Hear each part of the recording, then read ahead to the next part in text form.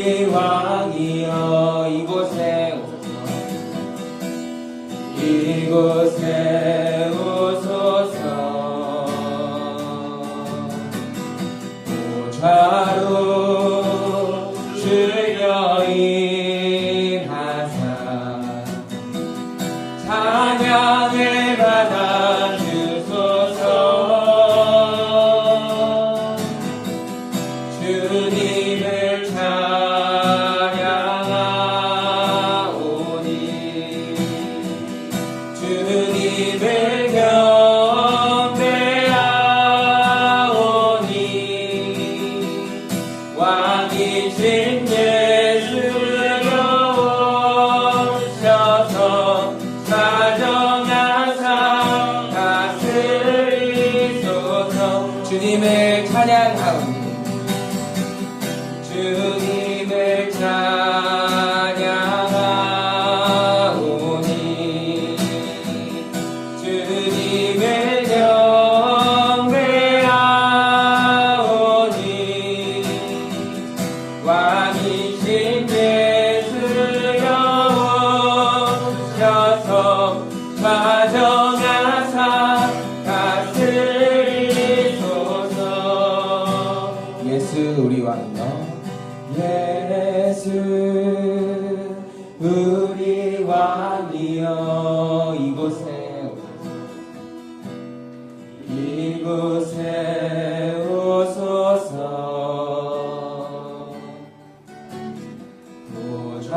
보좌로 주여 임하사 찬양을 받아 주소서 주님을 찬양하오니 주님을 경배하오니 왕이신 예수여 오셔서 사정하사 다스리소서 주님을 찬양하오니 주님을 찬양하오니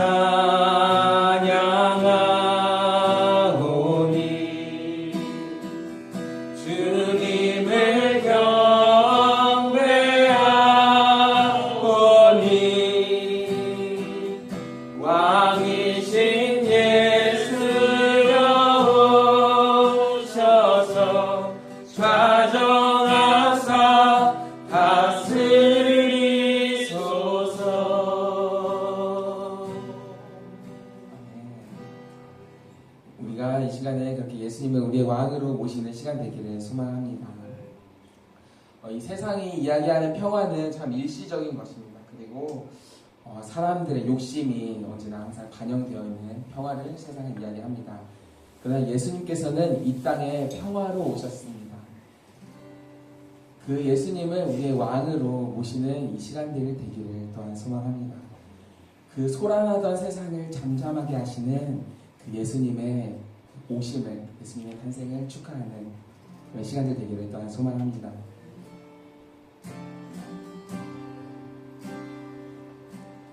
저들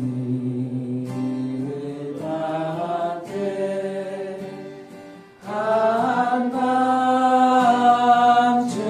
한밤중에 양틈에 자던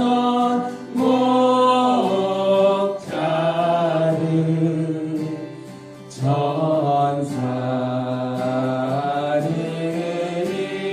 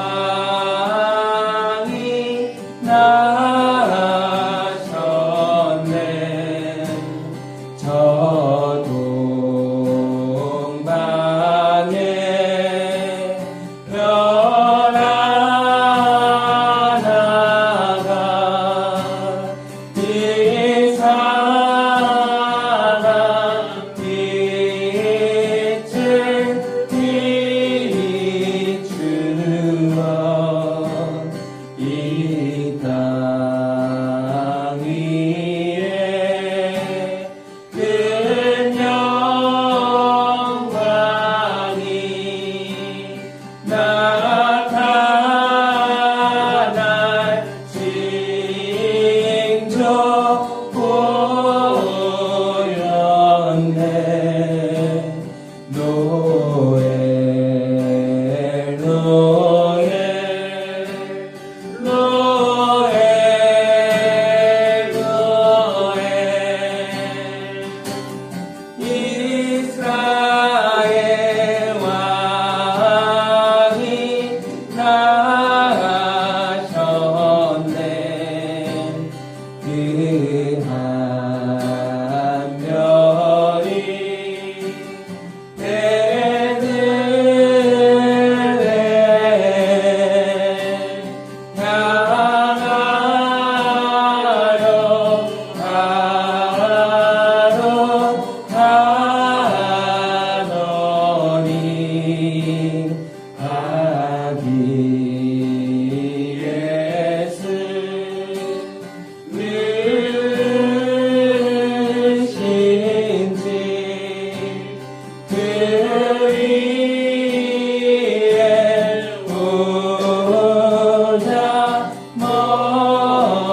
사전입니다. 저 동방의 박사님, 저 동방의 박사들이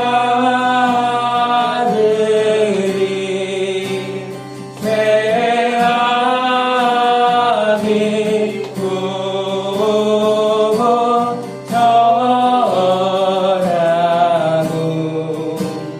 그 부에 하여러서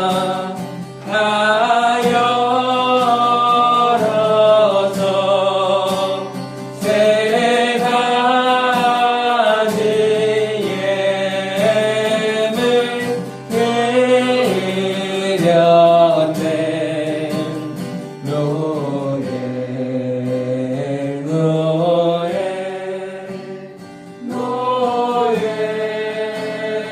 노엘 이스라엘 왕이 나셨네. 노엘 노엘 노엘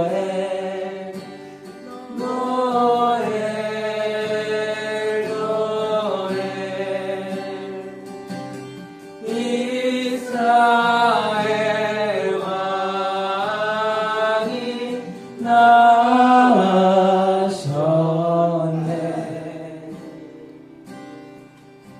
아멘. 네, 이 세상은 참 우리가 믿을 것이 되지 못합니다. 그 순간순간 정말 한순간에도 변할 수 있거든요. 우리가 믿고 있는 그 물질도 그 권력도 정말 일시적인 것에 불과합니다. 그러나 우리는 영원하신 왕이신 예수님을 보고 오늘도 따라가는 시간들 되길 소망합니다. 이 시간 우리 함께 기도할 때 하나님, 예수님, 내가 그 영원하신 왕 예수님을 오늘도 모시며 나아가는 시간 되기를 소망합니다. 그렇게 내 마음에 가장 귀한 그곳에 오늘도 예수님을 모시며 나아가는 그 예배가 되기를 함께 기도하도록 하겠습니다. 함께 기도하겠습니다.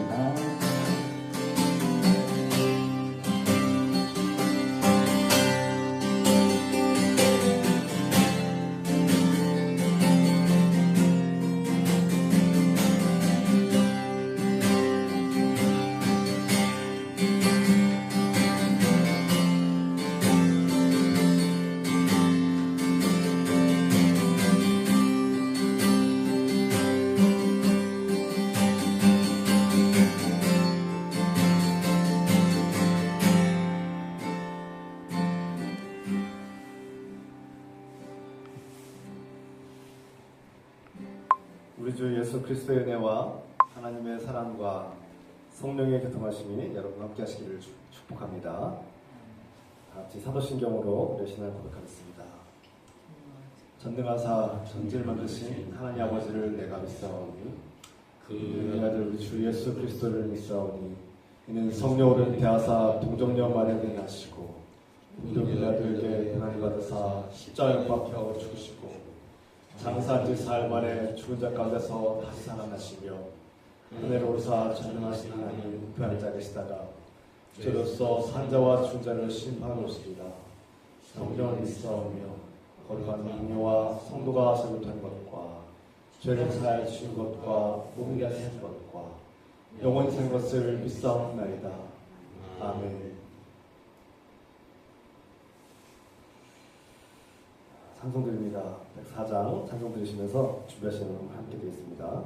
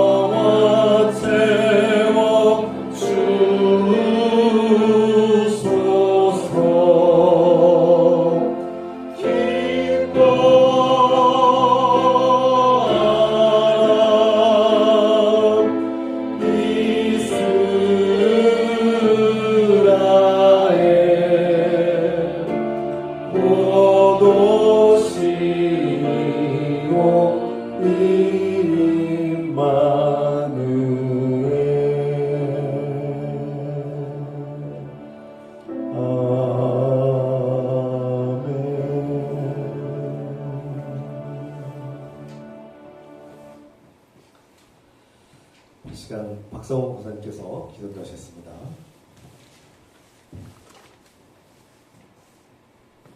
평화의 왕으로 이 땅에 오신 우리 여호와 하나님 아버지, 은혜와 사랑을 진심으로 감사드리며 찬양을 드립니다. 저희들이 아버지 앞에 영광을 돌릴 수 있도록 도와주시고 주님의 귀한 뜻을 받들어 섬길 수 있는 귀한 저희들 될 수 있도록 주님이여 도와주시옵소서. 오늘도 주님의 날을 맞이하여 이렇게 주님 앞에 모여 예배로 드립니다. 이 시간에 주님이 함께해 주시고 이 시간에 주님이 같이하여 주시옵소서. 주님이 온전히 영광받아 주시옵소서. 아버지 하나님, 이 나라 이 민족을 위해서 기도합니다. 아버지, 이 나라 이 민족 아버지 너무나 아버지 혼란하고 어려운 가운데 있습니다. 아버지 하나님, 이 나라 이 민족을 구원하여 주시고 아버지 하나 혼란에서 아버지 하나 평화에 아버지 하나 이 나라가 될 수 있도록 주님이여 도와주시옵소서. 먼저 이 나라 위정자들을 위하여 기도합니다. 아버지, 위정자들이 먼저 주님을 알 수 있도록 도와주시고 주님의 귀한 뜻을 아버지 하나님 섬길 수 있도록 도와주시고 그 뜻이 무엇인가를 알 수 있도록 위정자들을 붙들어 주시고 사랑하여 주시옵기를 간절히 빌곤합니다. 아버지, 그래서 이 나라 이 민족이 아버지 구원의 아버지 귀한 나라가 될 수 있도록 도와주시고 아버지 주님을 섬길 수 있는 귀한 이 민족이 될 수 있도록 주님이여 도와주시옵소서. 아버지, 이 시간도 귀한 주님의 제단을 사랑하여 주시어서 아버지 하나님 앞에 이 시간 영광 돌릴수록 도와주시는 아버지 하나님 진심으로 감사를 드립니다. 아버지, 귀한 주님의 제단 주님이여 받들어 섬길 수 있도록 도와주시고 아버지 주님 앞에 영광 돌릴 수 있는 귀한 아버지 주님의 제단이 될 수 있도록 주님이여 도와주시옵기를 간절히 빌곤합니다.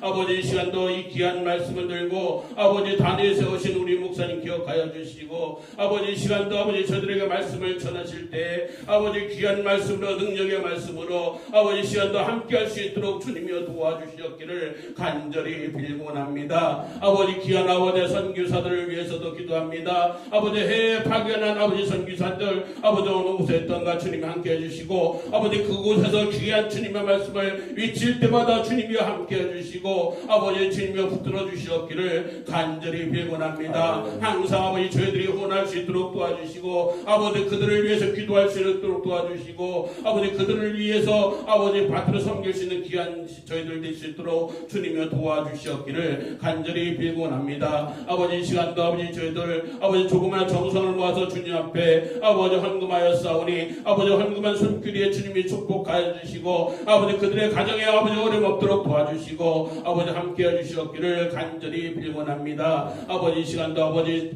끝나는 시간까지 주님이 함께 해줄 줄 믿사서 이 모든 말씀 달관하신 예수님 이름 받들어 간절히 기도 올리옵나이다.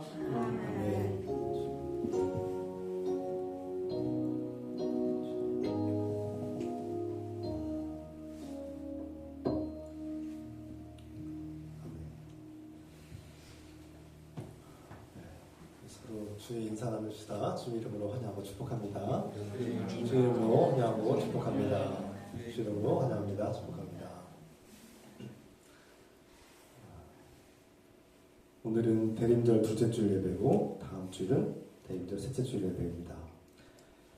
오늘 한 해가 이제 얼마 남지 않았습니다. 끝까지 기도로 승리합시다. 저도 기도하자고 할 때마다 제 자신을 반성합니다. 우리가 정말 말로만 기도하자고 하고 실천하지 못할 때가 많습니다. 그럴 때보다 우리가 더 깨어서 기도할 때입니다. 주님을 의지하고 기도로 승리하는 그런 마무리가 되고 올해만 기도하는 것이 아니죠. 항상 하는데 올해는 특히 우리가 더 기도에 훈련받는 한 해가 되게 기도했습니다. 마무리를 잘 할 수 있도록 부탁드리고요. 12월 25일은 성탄 예배가 있습니다. 11시에 11월 25일 11시에 예배당에서 성탄 예배를 드립니다. 성탄 예배 성만찬도 있습니다. 송구영신 예배가 12월 31일 화요일 밤 9시에 우리 예배당에서 있겠습니다. 목회운영위원회 오늘 예배 마친 후에 잠깐 소모임실에서 모이겠습니다. 재직회와 예결산위원회가 22일 주일 예배 마친 후에 소모임실에서 이루어지겠습니다. 재직회 찾아오실 준비 부탁드립니다. 중보기도가 우리 함께 또 기도합시다. 앞서 기도했지만 또 우리가 기도 훈련 받는 시간이고 우리 함께 더 기도할 중보기도 제목이 있습니다. 지금 우리나라가 위기에 있습니다.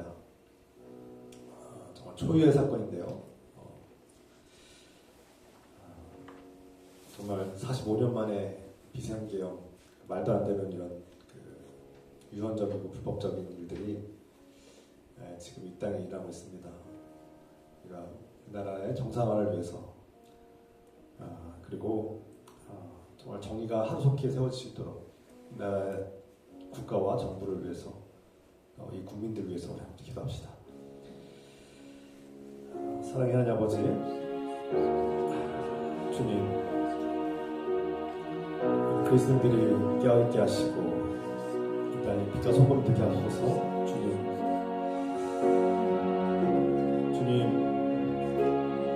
잘못된 것에 대해서 잘못되었다고 말할 수 있는, 우리는 예와 아니오를 분명히 말할 수 있는 그런 그리스도인으로 살게 하옵소서. 맞다면 예, 아니라면 아니라고 말할 수 있는 용기를 주시고, 주님 오늘날 법치 질서와 민주주의와 자유와 평화를 깨뜨리고 있는 이 땅의 대통령을 주께서 심판하여 주시고, 주님 이 나라가 조속한 시일 내에 다시 건강하게 회복될 수 있게 기도합니다. 많은 국민들이 이를 위해서 영원하고 있사오는데 주께서 이 땅의 주권은 국민에게 있음을 알게 하시고, 이 나라의 민주주의와 자유, 이 나라의 평화를 위해서 자비하심을 베어주셔서 주께서 올바른 길을 인도하여 주셔서 주께서 지켜주셔서 하나님의 은혜로, 주님의 은혜 가운데 그 비상계엄이 실패하게 하신 것 감사합니다. 주님,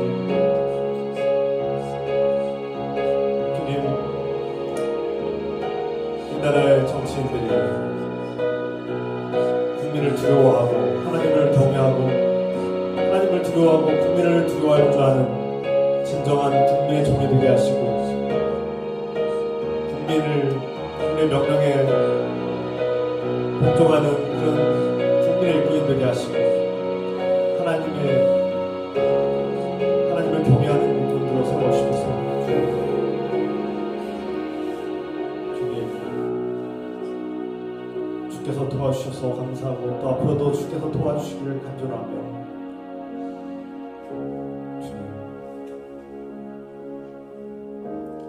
이 땅에 주님께서 진정한 정의와 평화를 세워주시기를 우리 주님 예수 그리스도의 이름으로 간절히 기도하옵나이다.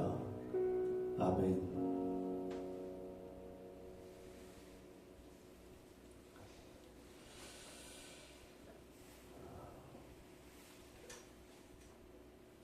네, 이 시간 하나님께서 우리에게 주시는 말씀 다 함께 자리에서 일하셔서 마태복음 25장 1절부터 13절입니다. 한 절씩 교독하겠습니다. 한 절씩 교독합니다. 그때 천국은 마치 등을 들고 신랑을 맞으러 나간 열 처녀와 같다 하리니, 그 중에 다섯은 미련하고 다섯은 실이 있는 자라. 미련한 자들은 등을 가지되 기름을 가지지 아니하고, 실이 있는 자들은 그릇에 기름을 담아 등과 함께 가져갔더니 신랑이 더디움으로 다 졸며 살세. 함중에 소리가 나되 보라 신랑이 오라 맞으러 나오라 하니, 이에 그 처녀들이 다 일어나 등을 준비할세. 미련한 자들이 슬기 있는 자들에게 이르되 우리 등불이 꺼져가니 너희 기름을 좀 나눠달라 하거늘, 슬기인 자들이 대답하여 이르되 우리와 너희가 쓰기에 다 부족할까 하노니 차라리 판 자들에게서 가서 너희 쓸 것을 사라 하니, 그들이 살아간 사이에 신랑이 오므로 준비하였던 자들은 함께 혼인잔치에 들어가고 문은 닫힌지라. 그 후에 남은 처녀들이 와서 이르되 주여 주여 우리에게 열어주소서. 대답하여 이르되 진실로 너희에게 이르노니 이르노니 내가 너희를 알지 못하노라. 함께 했습니다. 그런즉 깨어있으라. 너희는 그날과 그때를 알지 못하니라. 아멘. 네, 잘 앉으시기 바랍니다.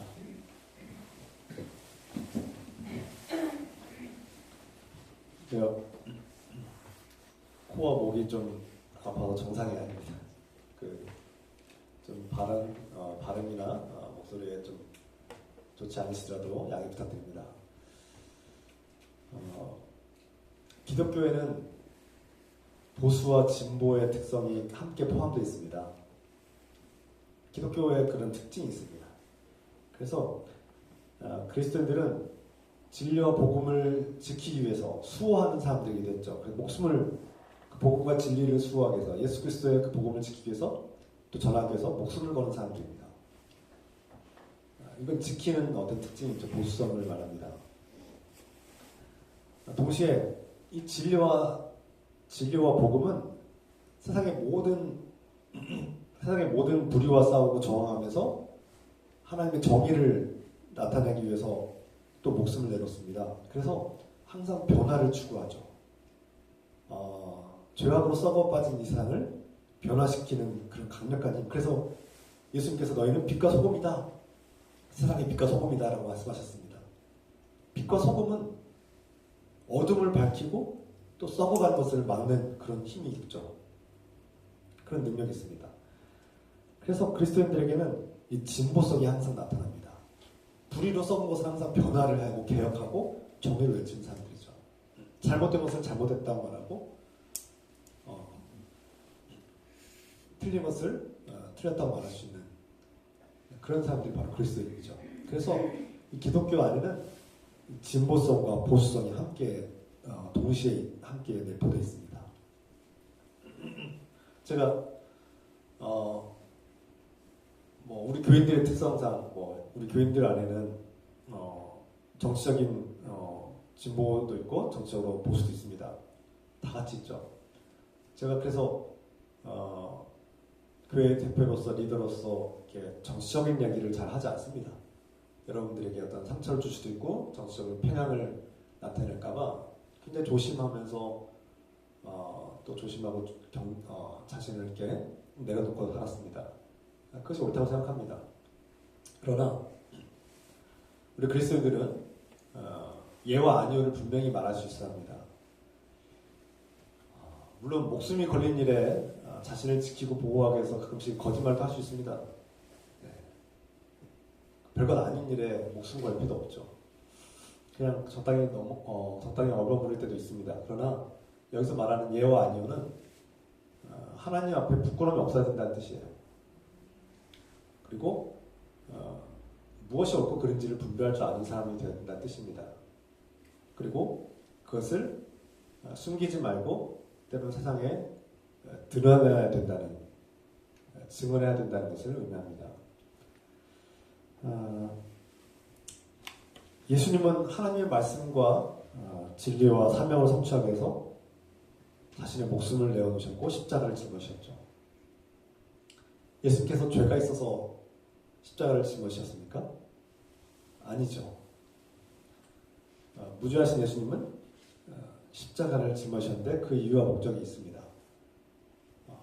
이 죄와 죽음의 권세와 와서 싸우고 인류를 구원하기 위해서는 하나님의 아들인 그리스도 메시아인 예수님께서 그 십자가를 짊어지실 때만 완성되기 때문이었습니다.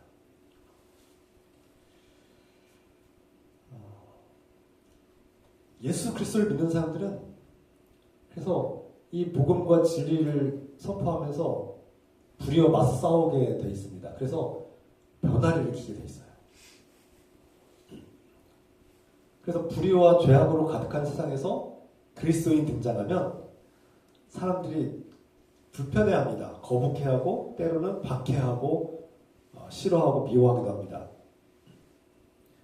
우리 인간의 본성상 이기적이고 어떤 죄악의 본성에 노출되어 있어서 그것에 자연스럽게 살아가는데 욕심부리고 이기적으로 살아가는 걸 당연하게 여기는 세상 속에서 그리스도인이 하나님 말씀을 따르면 세상의 말씀이 아니라 세상의 법칙이 아니라 하나님의 법칙대로 하나님 말씀대로 살면 반드시 충돌이 일어나게 돼 있습니다.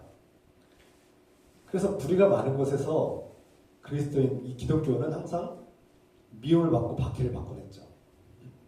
그래서 기독교는 참 무서운 종교이기도 합니다. 그래서 많은 국가들이 여전히 특히 독재 국가들은 기독교를 굉장히 두려워합니다. 기독교가 들어오면 막 자유와 평화가 생명을 존중해야 되고요. 자유를 사랑하고요.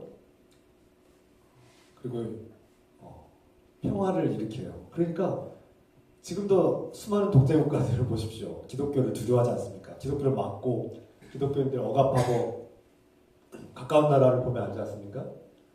바로 이웃 나라 보면은 지금도 기독교가 박해받는 나라예요. 기독교를 박해합니다. 왜 박해합니까? 왜 못하게 합니까? 두려우니까. 기독교는 무서운 종교입니다. 생명을 살리는 종교고 정의를 일으키는 종교고 자유를 일으키고 평화를 일으키는 종교이기 때문에 겁먹는 겁니다. 자기들의 권력이 무너질까봐 겁을 먹고 그래서 기독교를 박해하고 기독교인들을 막 쫓아내고 몰아내고 죽이는 거 아닙니까? 그만큼 기독교가 무서운 종교인 겁니다. 기독교는 변화를 일으킵니다. 예수 그리스도는 이 죄악으로 부패해서 죽음의 노예가 된 이 세상을 완전히 변화시키셨죠. 더 이상 죽음과 죄악의 노예로 살지 않도록 생명의 길, 구원의 길, 그것을 은혜로 값없이 주셨습니다. 그것이 십자가의 은혜이고 부활의 은총이죠. 제가 오늘 말씀드리는 것이 새로운 것입니까? 아니면 어디 전혀 다른 얘기입니까? 아니면 제가 처음 듣는 얘기를 하는 겁니까? 수없이 들어온 이야기, 수없이 들어와서 익숙한 말씀이고 성경을 펴면 어디든지 그 말씀이 선포되고 있지 않습니까? 오늘 대한민국에서 오늘날 우리가 이미 다 알고 있듯이 정치적인 어떤 진보나 보수를 떠나서 잘못된 것은 잘못된 겁니다. 범죄는 범죄입니다. 내란과 반역죄를 지은 그런 대통령을 어떻게 더 이상 인정할 수 있겠습니까? 그것은 내가 보수든 내가 진보든 그것이 중요한 것이 아니라 이 나라, 이 민족, 이 국가, 그가 범죄를 저질렀고 잘못된 길로 갔을 때는 우리가 그에 대해서 예와 아니를 분명히 말할 수 있어야 합니다. 그 기독교 정신입니다. 그래서 식민치하에서 일제가 우리나라의 대한민국의 주권을 빼앗고 침탈했을 때 그 3.1운동의 3분의 1가량의 인원들이 대부분 기독교인 그리스도인들이었습니다. 제가 알기로는 그 어린 나이에 유관순도 크리스천이었습니다. 기독교인이었어요. 이것이 잘못된 것임을, 이것이 명백히 죄악임을 깨닫고 불의에 맞서 싸우다가 목숨을 잃은 거 아닙니까? 그 어린 나이에. 그것이 기독교의 정신입니다.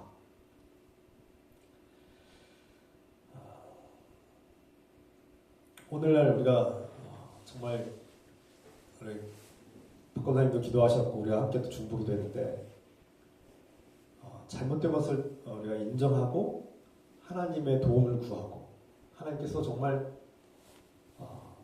자신들의 실패를 인정하고 자신들의 잘못을 인정하고 내려놓을 수 있는 그런 약속이잖아요. 약속. 정신이 약속이에요.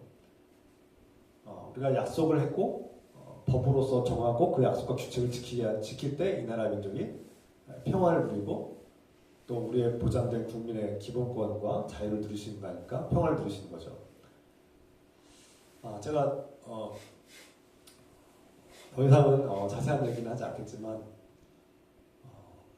우리가 또한 어느 때보다 깨어 기도할 때이고 하나님께 진정한 하나님의 정의가 이 땅에 세워지고 하나님의 공의가 이루어지기를 기도합시다. 예수님께서 이스라엘 백성들이 오랫동안 메시아를 기다린다는 사실을 알고 있었는데 정작 진정한 메시아이신 예수 그리스도께서 이 땅에 오셨습니다. 약속의 땅 베들레헴에 오셨고 겸손하게 만왕의 왕이신 예수님은 지극히 겸손하게 마구간의 말구유의 아기로 탄생하셨죠. 그때 이스라엘 백성들은 어땠습니까? 이스라엘 백성들은 하나님의 아들이 이 땅에 오신 사실, 메시아가 왔다는 사실을 까맣게 잊어버렸습니다. 예수님이 메시아인 것을 알아보지 못합니다. 하나님이 이 땅에 오셨는데 그분이 하나님이 우리와 같은 육신의 사르케, 이 고기 덩어리죠. 이런 육신을 입고 이 땅에 오신 것을 보시고 알아보지 못했다는 거예요. 사람들은 하나님의 아들 예수 그리스도, 메시아가 이 땅에 오실 때 저 하늘에서 구름을 타고 멋지게 아주 요란스럽게 나팔 소리를 내면서 막 엄청난 승전가를 부르면서 천군 천사들과 함께 화려하게 내려올 거라고, 우렁차게 이 세상을 다 진동하면서 내려올 거라고 그렇게 믿고 상상했기 때문에 겸손하게 오신 예수님을 무시한 겁니다. 알아보지 못했어요. 외면했죠. 심지어 미워하고 박해했습니다. 그리고 예수님께서 메시아로 이 땅에 오신, 구원자로 오신 예수님께서 이 백성들을 보니 참 실망스러운 거예요. 너희가 피리를 불어도 춤을 추지 않고 너희가 통곡을 해도 함께 울지 않는구나. 답답하신 거예요. 답답하신 거예요. 이 백성이 도무지 하나님의 아들 메시아 예수 그리스도와 함께하지 않는 겁니다. 공감하지 않는 거예요. 하나님 나라에 동참하지 않는 겁니다. 답답하죠. 말로는 날마다 메시아여 어서 오십시오. 우리는 메시아를 기다립니다. 메시아가 빨리 와야지. 메시아가 빨리 와서 저 로마 군대를 물리치고, 메시아가 빨리 와서 이 나라를 부강하게 세우고, 메시아가 빨리 와서 이 나라가 강력한 나라가 되고 이 주변 세계를 다 제패하고 우리를 잘 먹고 잘 살게 해줄 거다, 이렇게 믿었던 것 같습니다. 근데 정작 메시아로 오신 예수님은 왕권을 행사하지도 않으시고 군대를 몰고 오지도 않으셨고 전쟁도 하지 않으시고 저 로마 군대와 싸우지도 않으세요. 그러니까 우리가 기대하던 메시아의 모습이 아니니까 실망하는 겁니다.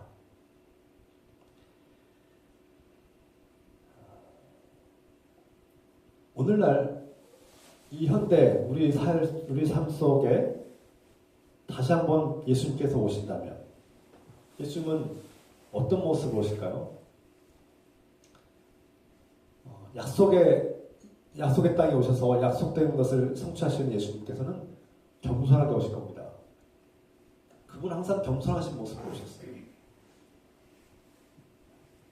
오늘날 이 땅에도 예수님께서 오신다면 겸손하게 오실 거예요.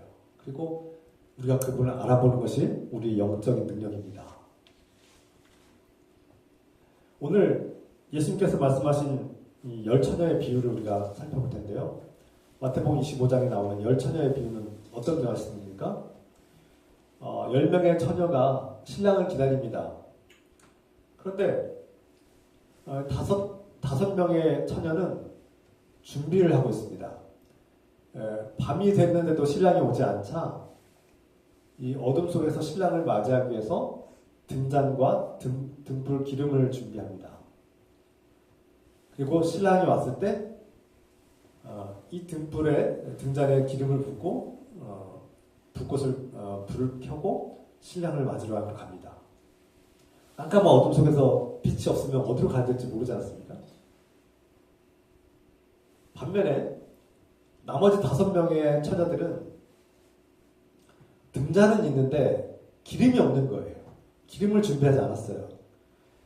깜깜한 밤이 돼서 모두가 졸고 있고 자고 있는데 신랑이 정작 왔을 때 그 신랑을 맞이하러 나가는 사람은 5명의 처녀, 그 기름을 준비한 5명의 처녀였습니다. 이것은 무엇을 의미할까요? 이 해석을 굉장히 우리가 해석하는 것을 신중해야 되고 조심해야 되는데 중요한 것은 때가 되면 신랑이 다시 오신다는 겁니다. 우리 그리스도인들은 이미 2000년 전에 예수 그리스도께서 이 땅에 오셨고 하나님의 아들 예수 그리스도께서 십자가를 통해서 죄악의 문제를 해결하시고 우리에게 구원을 값없이 열어주셨습니다. 그래서 예수 그리스도를 믿고 영접하는 사람마다 더 이상 죄와 죽음의 노예가 아니라 하나님 나라의 자녀로 삼아주시겠다는 약속이 이루어진 겁니다. 성취된 겁니다. 그런데 이걸로 끝이 나는 것이 아니라 부활 승천하신 예수님께서 내가 때가 되면 다시 올 것이다. 마지막 때에 다시 올 것이다. 그날은 아무도 알지 못한다. 사도행전 1장의 말씀처럼 그날이 언제입니까? 라고 제자들이 물었을 때 예수님께서 말씀하셨죠. 그날은 천사들도 하나님의 아들조차도 모른다. 오직 하나님 아버지만이 아신다. 아무도 모르는 겁니다. 그런데 분명한 것은 갑자기 올 것이다. 사도 바울의 말씀처럼 그날이 도적같이 올 것이다. 우리가 예상하지도 못한 때 갑자기 온다. 오늘 열차의 비유처럼 깜깜하고 어두운 밤에 다들 지쳐서 잠들었을 때 갑자기 신랑이 온다는 겁니다. 우리가 예상하지도 못한, 그래서 깜짝 놀랄 그런 타이밍이 오신다는 거예요. 우리가 하도 오래 기다리다 보니까 지쳐있는 거죠.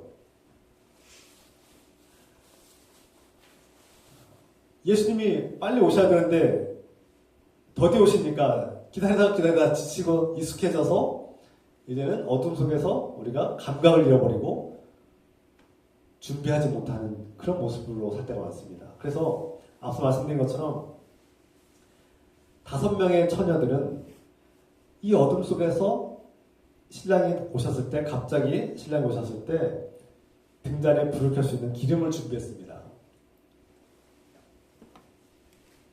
반면에 나머지 5명의 처녀들은 기름을 준비하지 못했어요. 이거 무엇을 의미합니까? 준비한다는 거예요. 준비. 항상 깨어서 준비한다는 것을 의미합니다. 예수님이 다시금 언제 오실지 모르지만 우리 가운데 오셨을 때 예수님께서 오셨을 때 그분을 알아볼 수 있는 능력이 필요하다는 거예요. 예수님이 오셨을 때 그분이 그분이 메시아인지, 우리의 구원자인지 아닌지, 우리 주님 예수 그리스도인지 아닌지를 알아볼 수 있어야 될 거 아닙니까? 근데 등잔은 뭡니까? 등잔은 이런 종교적인 열정을 말하는 것 같습니다. 성경 지식도 있어요. 내가 성경의 지식도 있고 알고 있어요. 공부도 많이 했고 성경 지식도 충분하고 내가 열심히 기독교 생활을 해요. 신앙생활을 하는 것 같아요. 등잔은 준비되어 있어요. 내가 이스라엘 백성이야. 내가 하나님의 선택받은 백성이야라는 그 자부심도 있어요. 그런데 정작 불을 켤 수가 없어요. 등잔은 있는데 불을 켤 수가 없다. 칼빈도 그랬고 팀켈러 목사님도, 존 파이퍼 목사님도 동일하게 해석했는데 성령의 능력이 있어야 한다는 거예요. 성령의 은혜로 우리가 예수님을 알아볼 수 있다는 겁니다. 내 지식과 능력과 내 종교적 열성으로는 주님을 알아볼 수도 없고 주님을 환대할 수 없는 거예요. 내 종교적 열정과 내 노력과 내 지식으로는 예수님을 알아볼 수 없는 겁니다. 성령께서 우리의 눈을 열어주실 때 성령의 은혜로 우리는 다시 오실 예수님을 우리는 알아볼 수 있게 될 겁니다. 그분이 잠들어 있는 우리에게 말씀하실 겁니다. 우리의 육신은 영원하지 않기 때문에 각각 순서가 다릅니다. 먼저 잠들어 계신 분이 계시고 또 앞으로 먼저 잠드신 분이 계시고 나중에 잠들 사람들이 있죠. 여기서 잠이 무엇을 의미하는지 아시죠? 상징적인 표현입니다. 우리가 다 잠들게 돼 있습니다. 그러나 때가 되면 주님께서, 신랑 되신 주님께서 오셔서 일어나라 하고 우리의 이름을 부를 겁니다. 일어나라 조원순. 그러면 그때 일어나셔야 됩니다. 그 음성을 들을 줄 알아야 됩니다. 만왕의 왕이, 나의 창조주 주님이 내 이름을 부를 때 나는 그 목소리를 알아볼 줄 알아야 된다는 겁니다. 그래서 벌떡 일어나야 되죠. 깨어나야 됩니다. 그것이 영성입니다. 그것이 영성입니다. 성령의 은혜로 성령께서 도와주지 않으면 우리는 그 일을 할 수 없어요. 성령께서 나를 하나님의 자녀로 인증하고 보증하고 나와 함께하고 은혜를 베풀 때에 우리는 하나님의 자녀가 되고 하나님을 알아볼 수 있는 눈을 뜨게 되는 겁니다. 물론 성경 공부, 말씀 읽기 열심히 하고 또 예배는 매우 소중한 겁니다. 제가 그것을 소중하지 않다는 게 아니에요. 그 안에 성령께서 함께하지 않으면, 우리 예배 가운데 성령께서 함께하지 않으면, 우리의 기도와 우리의 성경 지식 가운데 성령께서 도와주지 않으시면, 함께하지 않으시면 그것들은 등잔에 불과한 거예요. 기름 없는 등잔에 불과한 것이죠. 나머지 5 처녀들도 10 처녀자가 모두가 등잔을 가지고 있었어요. 그러나 기름을 준비하지 못한 5 처녀들은 정작 신랑 되신 주님께서 오셨을 때 그분을 맞이하지 못했다는 겁니다. 그리고 문이 닫혔어요. 문이 닫힌 다음에 문을 열어달라고 아무리 외쳤지만 문을 열리지 않았습니다. 하나님 나라를 놓친 겁니다. 또 그 전에 어떤 일이 펼쳐집니까? 다급한 마음에 그 기름을 준비한 5 처녀에게 나에게도 기름을 주십시오. 나도 기름을 달라고, 기름을 좀 나눠달라고. 그래서 어떻게 말합니까? 그 기름을 준비한 5 처녀들은 이것은 나눌 수 없는 거다. 이것을 나누게 되면 나눌 수 없는 상황이다. 는 그것을 피력하죠. 무슨 뜻입니까? 우리 영성은 스스로가 하나님과 관계 속에서, 사랑의 관계 속에서 스스로가 갖춰 나가야 된다는 뜻입니다. 누가 나에게 하나님 믿음을 넣어줄 수 없어요. 목사인 저마저도 제가 아무리 신학을 공부하고 성경을 많이 공부하고 또 예배생활에 충실할지라도 내 자녀들에게 보는 보일지 모르지만 영성을 껴줄 수는 없어요. 제 아내에게 영성을 제가 넣어줄 수는 없는 거예요. 나에게도 기름을 달라고 하지만 그 기름을 줄 수 없는 겁니다. 그게 매몰차 보이고 이기적이고 악해 보일지 모릅니다만 그것은 줄 수 있는 게 아니에요. 제가 여러분들에게 믿음을 넣어줄 수는 없어요. 여러분들이 예수 그리스도를 믿음으로 받아들일 때만 가능한 겁니다. 아무리 그가 내 딸이고 내 아들일지라도 믿음을 넣어줄 수는 없어요. 제가 가르치고 복음을 증언하고 본을 보이고 또 그렇게 권면하고 설득할 수 있어요. 그것은 해야죠. 예배드리자, 우리 함께 하나님을 사랑하자, 함께 기도하자, 권면하고 우리가 훈련할 수 있어요. 그러나 우리의 마음을 스스로 열지 않고 스스로 영성을 갖지 않으면 누구도 그 영성을 대신 넣어줄 수 없는 거예요.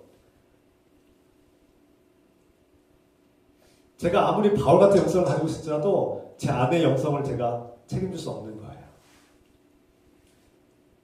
제 자녀들마저도, 제 아들과 딸마저도 그 믿음을 넣어줄 수 없는 겁니다. 다만 우리는 기도할 뿐이죠. 그래서 그 기름은 나눌 수 없는 거예요. 그것이 이기적이라서 나쁜 사람이라서가 아니라 우리의 영성은 스스로의 책임인 겁니다.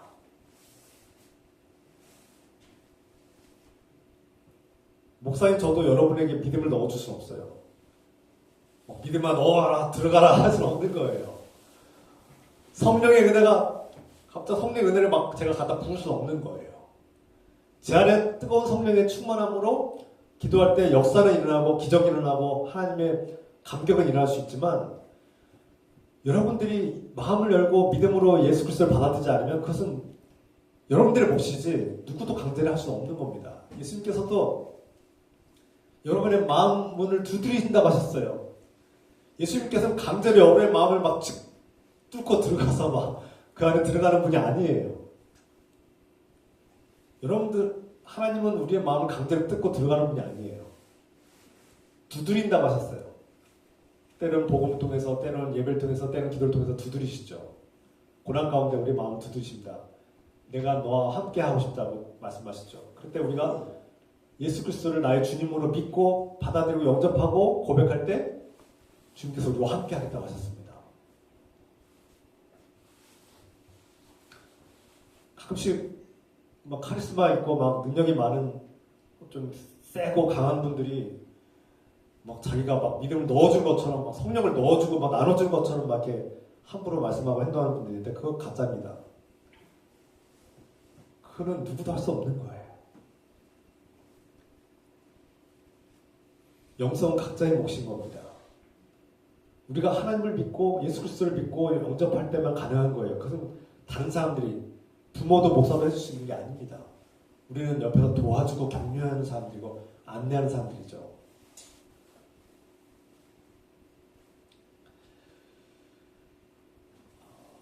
오늘날 만왕의 왕이신 예수님께서 이 땅에 오신다면 한국교회 많은 그리스도인들이 다시 오실 주님을 맞이할 준비가 됐는가?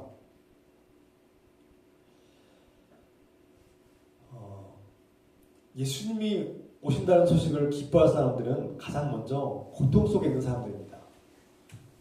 지금 내가 살고 있는 삶은 끊임없는 고통의 반복이고 이 삶이 끝나길 바라는 사람들은 예수님 빨리 오셔야 되는 거예요. 예수님 빨리 오셔야지 이 문제가 해결됩니다. 내 힘과 능력으로는 동시에 해결되지 않는다는 것을 아는 거죠. 슬기로운 사람들입니다. 성경에 말씀하는 지혜 있는 사람들이죠. 내 힘과 노력으로는 동시에 해결할 수 없는 이 세상의 이 죄악과 죽음의 문제, 이 질병의 문제, 이 죄악의 문제는 내 힘과 노력으로는 동시에 해결되지 않으므로 주님만이 해결할 수 있다고 믿고 주님이 빨리 오셔야 된다고 바라는 겁니다. 그래서 주님이 빨리 오시길 기다리는 사람들은 이 세상의 현실이 어떤 건지를 분명히 아는 사람들이에요. 주님이 오시기 전까지는 해결이 안 돼요. 반면에 이 세상에서 넉넉하고 살만하고 모든 것이 만족스럽고 이 세상의 삶에 안주해버린 사람들에게 예수님께서 다시 오신다는 소식은 거북하고 듣기 싫은 소식입니다. 아, 주님 안 오셨으면 좋겠는데 주님 오시면은 지금 내가 현재 누리고 있는 모든 것들이 다 변화될 건데 이게 사라질지도 모르는데 그런 변화는 나는 싫어. 그런 변화가 없었으면 좋겠다라고 생각할 겁니다. 그러면 그런 사람들에게 예수님께서 다시 오신다는 소식은 거북한 소식이고 듣기 싫은 소식이 될 겁니다. 기쁜 소식이 아니죠. 예를 들어서 2차 세계대전 당시에 독일 나치군들이 지금 프랑스, 헝가리, 폴란드 다 점령하고 막 러시아를 점령하고 또 영국을 공격하고 있을 때 그 유럽의 대부분의 일대를 다 정복하고 지배하고 있을 때 연합군이 온다는 소식이 들렸습니다. 그 연합군이 온다는 소식에 그러면 독일 나치 군인들은 어떻겠습니까? 그 소식은 그들에게는 복음이 아니죠. 기쁜 소식이 아닙니다. 거북하고 듣기 싫은 소식이에요. 두려운 소식이고 오지 않길 바랄 겁니다. 왜냐하면 자기들이 정복하고 자기들이 이제 다 빼앗고 지배하고 누리고 점령한 상태에서 이것을 유지하길 원하지 않겠습니까? 반란군들은 그 자신들의 반란이 끝나지 않기를 원하고 그 반란의 세력이 유지되기를 원하죠. 그런데 반대로 독일 나치 군대의 포로가 되었고 독일 나치 군대에서 점령을 당하고 착취를 당하고 고통당하고 지배를 당하면서 괴롭힘을 당하는 자유와 평화를 잃어버린 그 백성들은 연합군이 온다는 소식을 들으면 기쁘죠. 그 소식은 기쁜 소식입니다. 복음이죠. 빨리 와라, 빨리 와라. 제발 빨리 와서 저 나치 군대들 다 몰아냈으면 좋겠다. 제발 빨리 왔으면 좋겠다. 그리고 내가 포기하고 싶은 마음이 들더라도 연합군이 온다는 소식을 들으면 희망이 생기니까 견뎌낼 수 있습니다. 내가 지금 정말 매서운 추위를 견디는 것 같고 고통스럽지만 연합군이 온대. 연합군이 곧 온대. 한 달이면 온대. 한 달만 참자. 한 2달이면 온대. 2달만 참자. 연합군이 오면 저들을 다 몰아내고 나치 독일군들 다 몰아내고 다 지금 이전과 같이 평화를 누릴 수 있을 거야. 자유를 누릴 수 있을 거야. 라고 희망을 품고 참고 그 모욕과 수치와 폭력을 참고 견뎌낼 수 있습니다. 힘이 생기는 거죠. 여러분이 큰 질병에 걸렸는데 의사가 와서 이 약을 먹으면 한 몇 개월 후에 나을 겁니다라고 딱 선포하면 희망이 생기지 않습니까? 그 약을 먹으면 낫는다고? 지금 아파서 죽을 것 같고 내가 막 정말 온몸이 다 죽을 것 같은 고통이 있지만 그 약을 먹으면 낫는다고? 그러면은 하루 참고 먹죠. 견뎌냅니다. 야, 몇 달만 참자. 이겨낼 수 있어. 하고 희망을 품고 이겨냅니다. 버텨냅니다. 바로 그리스도인들에게 예수님께서 다시 오신다는 소식은 바로 우리에게 희망이고 고통을 이겨낼 수 있는 힘이고 능력입니다. 그래서 이 세상에서 삶이 아무리 만족스럽지 못하고 또 고통스럽고 괴롭고 또 죄악으로 병들어서 무너져가는 세상을 볼 때 우리 마음이 비통하고 참 참담하지만 다시 오실 예수님, 때가 되면은 예수님께서 다시 오신다는 그 약속을 믿고 의지하는 사람들은 버틸 수 있는 힘과 능력이 있습니다. 참고 인내하는 것이죠. 그래서 우리 그리스도인들은 어떠한 고통과 괴로움과 어려움이 있어도 참고 인내합니다. 끝까지 어떤 상황에서도 이 고통 속에서도 하나님이 우리를 버리지 않으셨고 이 고통 속에도 하나님의 뜻과 계획이 있다는 사실을 믿기 때문에 우리는 인내하고 기다립니다. 그래서 우리가 출애굽기를 통해서 우리가 우리가 깨달았듯이 파라오의 그 폭력과 억압과 그런 착취와 비인간적인 삶에 대한 강제 속에서도 이스라엘 백성들은 하나님이 보내실 메시아를 기다리고 우리를 구하실 하나님의 은혜를 기다리면서 살지 않습니까? 참고 견디는 힘이 있는 겁니다.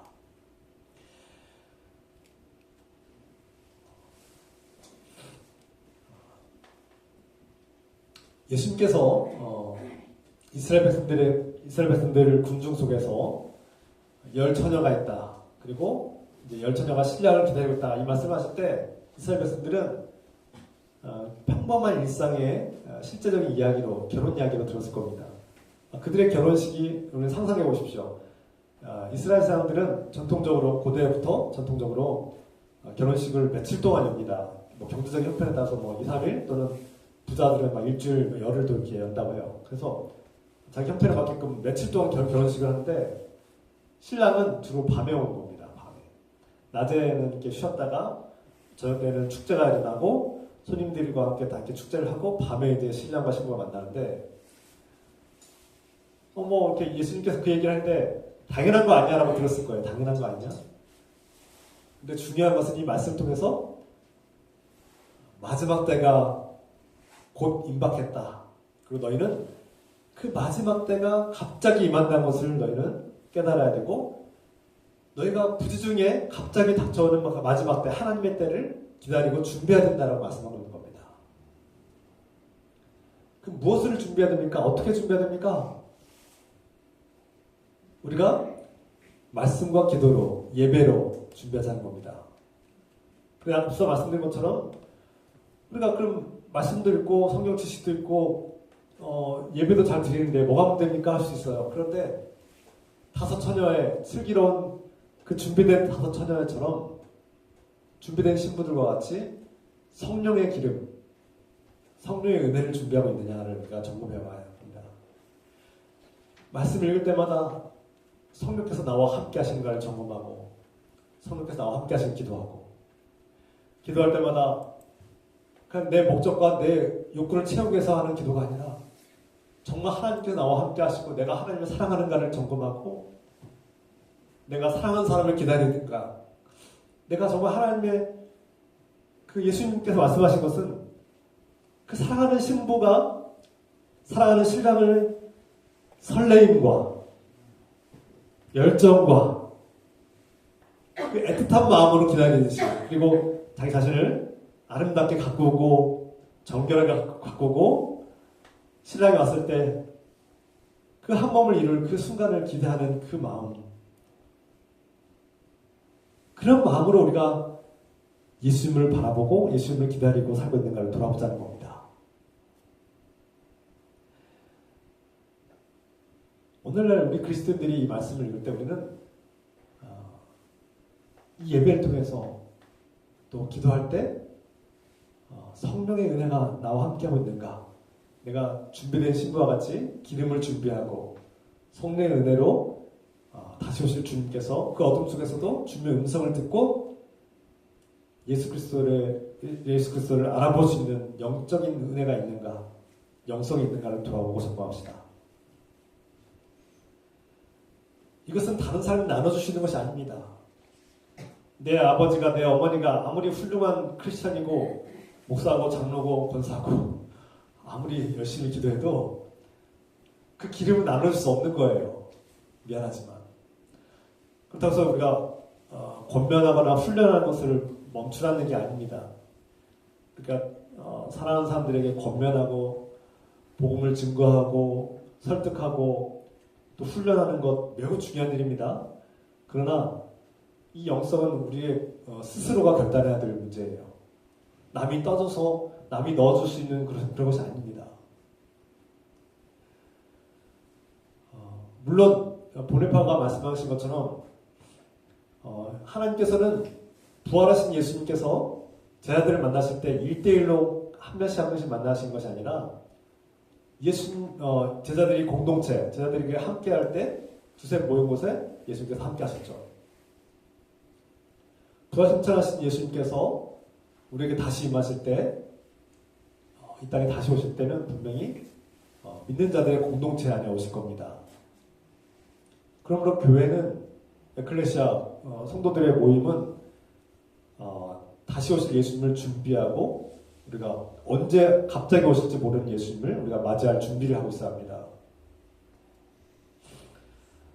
사도 바울이 이렇게 말씀했죠. 데살로니가전서 5장 2절에서 주의 날이 밤에 도적같이 이룰 줄을 너희 자신이 자세히 알기 때문이다. 예수님께서 우리가 예상하지 못한 때에 갑자기 오실 겁니다. 우리가 전혀 예상하지 못하는 때에 오실 거예요. 그리고 먼저 잠든 자들과 나중에 잠든 자들이 있는데 예수님께서 다시 오셨을 때 우리의 이름을 부르며 깨우실 때 우리가 등잔에 기름을 준비된 신부가 되길 원합니다. 사도 바울은 데살로니가전서 4장 16절 17절에서 이렇게 말씀하고 있죠. 주께서 호령과 천사장의 소리와 하나님의 나팔 소리로 친히 하늘로부터 강림하시리니 그리스도 안에서 죽은 자들이 먼저 일어나고 그 후에 우리 살아남은 자들도 그들과 함께 구름 속으로 끌어올려 공중에서 주를 영접하게 하시리니 그래야 우리가 항상 주와 함께 있으리라. 무슨 뜻입니까? 상징적인 묘사를 했는데 주님께서 오실 때 우리가 그 소리를 듣게 될 거라는 거예요. 우리가 잠들어 있는데 다 먼저 잠들어 계신 분들 좀 나중에 잠든 사람들이 계시지만 다 잠들어 있다는 거예요. 그런데 주님께서 호령하시고 주님께서 부르시고 주님께서 나팔 소리로 깨우신다는 겁니다. 그러면 우리가 다 듣고 깨어난다는 거예요. 그게 영성입니다.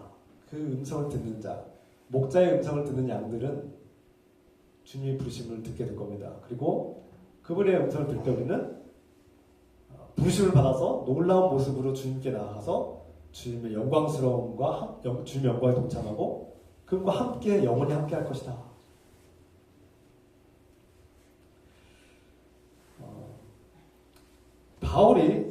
사도 바울이 데살로니가 교인들에게 이 말씀을 했을 때 데살로니가 교인들의 상황은 어땠을까요? 데살로니가 교인들의 상황은 매우 비참했습니다. 데살로니가 제가 여러 번 그때 데살로니가 말씀을 꾸준히 나눈 적이 있는데요. 데살로니가 상태는 비참한 상황이었어요. 매우 가난했고요. 데살로니가 교인들 대부분이 매우 가난한 사람들이 모였어요. 그래서 모여서 만든 교회예요. 그리고 그 데살로니가 교회가 굉장히 지저분하고 우상 숭배가 심한 그런 도시였습니다. 그 속에서 기독교인으로 살아가는 것은 매우 힘든 고통스러운 일이었어요. 사람들에게 인정받지 못하는 삶이었어요. 그런데 놀라운 것은 그 데살로니가의 교인들은 모일 때마다 하나님을 기뻐하고 예배하고 즐거워했다는 겁니다. 그 지독한 가난함 속에서도 더 가난한 사람들을 돕고 더 힘든 사람들을 돕고 심지어 자신들이 헌금을 모아서 나중에 예루살렘 교회에다가도 그렇게 선교 교육을 보냅니다. 놀라운 교회죠. 너무나 가난하고 연약한 교회였음에도 불구하고 그 교회는 하나님께 칭찬받는 교회로 그렇게 기록되고 있습니다. 그때 사도 바울이 말씀하고 있는 거예요. 너희는 현재 삶에 절망도 하지 말고 이 현재 삶이 아무리 어려울지라도 절망하지 말라는 말씀인 겁니다. 다시 오실 주님께서 다시 오셔서 우리에게 하나님의 영광에 동참할 기회를 주실 텐데 그날을 기다리자는 겁니다. 그래서 포기하지 말고 절망하지 말고 어떠한 고난과 어려움이 있을지라도 예수 그리스도를 바라보고 희망을 가지고 인내하고 버텨내자는 말씀이었어요. 그래서 우리 그리스도인들은 2000년 전에 오신 예수 그리스도를 우리가 기뻐하고 이미 오신 그분을 우리가 믿음으로 구세주로 받아들이고 또 그분의 영이 성령께서 우리와 함께 하심을 믿고 살아가는데 그 주님께서 앞으로 다시 오신다는 그 약속을 우리가 믿고 그것을 우리가 희망을 가지고 잠들어 있는 우리를 깨우실 그날을 우리가 기대하고 소망하며 살아야 합니다. 이것이 오늘 주님께서 열천의 비를 통해서 우리에게 주시는 소망이고 은혜입니다. 예수님의 제자로 부름받은 저와 여러분들이 이 땅에 살면서 수많은 어려움과 고난을 겪고 있지만 어떠한 상황에서도 신랑 되신 주님을 기다립시다. 준비합시다. 성령의 은혜로 준비합시다. 그리고 주님께서 우리를 부르실 때 그 준비된 마음과 자세와 태도로 곧바로 예하고 나아갈 수 있는 그런 준비된 신부로 살아가시기를 우리 주 예수 그리스도의 이름으로 축원합니다. 함께 기도합시다. 사랑의 하나님 아버지, 주님께서 우리를 바라보실 때 열 처녀와 같다고 하셨습니다. 지혜로운 다섯 처녀들은 등잔을 준비했고 또 등잔에 불을 붙일 기름도 준비했습니다. 그들은 주님이 부르실 때 곧바로 나아갈 수 있는 준비된 자들이었습니다. 모두가 잠들었을 때 신랑께서 오셨고 준비된 다섯 처녀들은 등잔에 불을 켜고 그 신랑을 맞이함으로써 하나님 나라의 영광에 동참했습니다. 반면 등잔에 있었으나 등잔에 불을 붙일 기름이 없어서 불을 켜지 못한 그 다섯 처녀들은 미련한 자들이요 어리석은 자들이 되어서 결국 하나님 나라의 영광에 동참하지 못하고 외면당하고 말았습니다. 주님, 이 말씀이 참으로 우리에게 두려운 말씀을 드립니다. 이 비유를 통해서 우리가 깨닫게 해주시고 2000년 전에 오신 예수님께서 때가 되면 다시 오시겠다고 하신 약속이 이루어질 줄 믿습니다. 우리가 어두운 밤 오랫동안 기다리다 잠들어 있는 우리가 그런 처녀와 같사오나 열 처녀와 같사오나 우리는 주님 말씀과 기도로 예배로 성령의 은혜로 등잔에 기름을 준비된 신부가 되게 하옵시고 언제 어느 때 갑자기 오실지 모르는 신랑 되신 주님을 맞이할 수 있는 그런 준비된 자로 살 수 있도록 축복하시옵소서. 주님께서 우리의 이름을 부르시고 우리의 잠든 우리를 깨우실 때 우리 곧바로 일어나서 우리의 등잔에 불을 켤 수 있도록 성령의 은혜를 베풀어 주시고 충만케 하옵소서. 오늘 이 말씀을 듣고 깨닫기 원하며 이 말씀을 결단하며 우리 함께 기도하겠습니다. 우리 주님 외치면서 함께 기도하겠습니다. 주여 하나님 아버지, 오늘 이 말씀 열천의 비유를 깨닫게 하여 주시옵소서. 주님, 우리가 준비된 신부로 지혜로운 다섯 처녀처럼 등잔에 기름을 준비한 처녀로 살게 하옵소서. 주님, 성령의 은혜로 기름을 준비하게 하옵소서. 주님,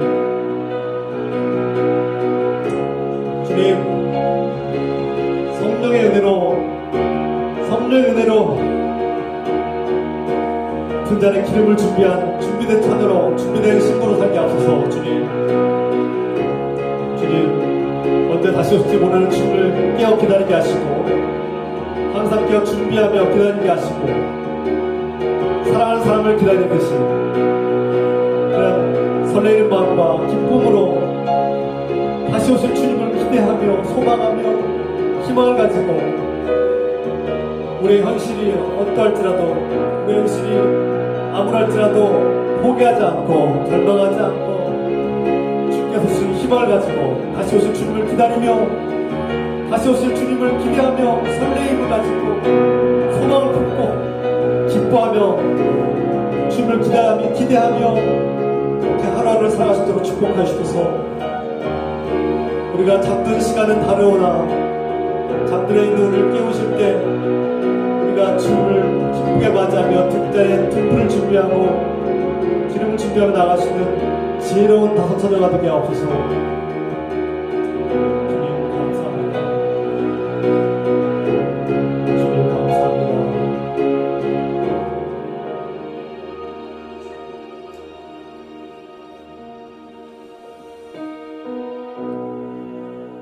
사랑의 하나님 아버지, 우리가 성령의 은혜로 말씀과 기도로 주님의 언제 오실지 모르는, 다시 오신다고 약속하신 주님께서 언제 오실지 모르므로 우리가 항상 깨어서 준비하시는 주님의 지혜로운 다섯 처녀, 준비된 다섯 신부가 될 수 있도록 축복하시옵소서. 준비된 신부가 되게 하옵소서. 항상 깨어 기도하고 말씀을 가까이 하며 갑자기 오셨을 때 우리가 주님을 기뻐하며 주님을 알아보고 환대하며 주님의 영광에 동참하시도록 우리 삶을 인도하여 주셔서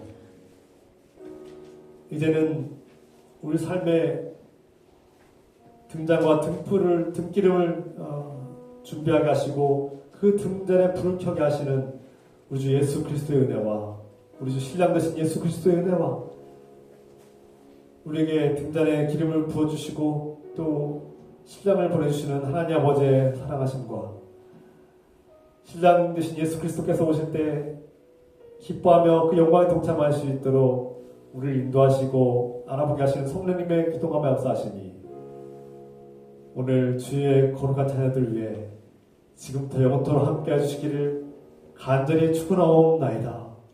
아멘.